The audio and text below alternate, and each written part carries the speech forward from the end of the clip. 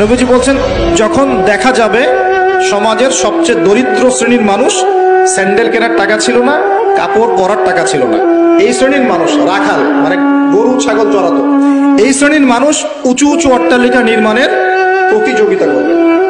ভালো করে বোঝেন, নবীজি বলছেন না ধনীরা, সমাজের ধনীরা অট্টালিকা নির্মাণের প্রতিযোগিতা করবে, নবীজি এই কথা বলছেন না হাদিসে।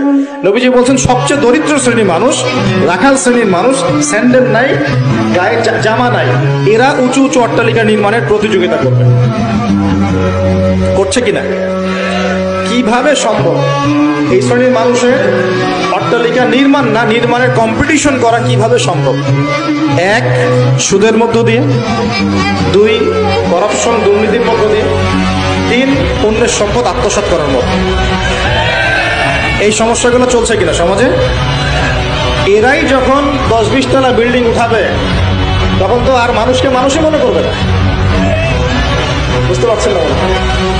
এদের তো কোনো পড়াশোনা নাই, কোনো ব্যক্তিত্ব নাই, কোনো দিনই এলেম নাই, রুচিবোধ নাই, কালচার না, সামাজিক না, এ তো মানে অসামাজিক।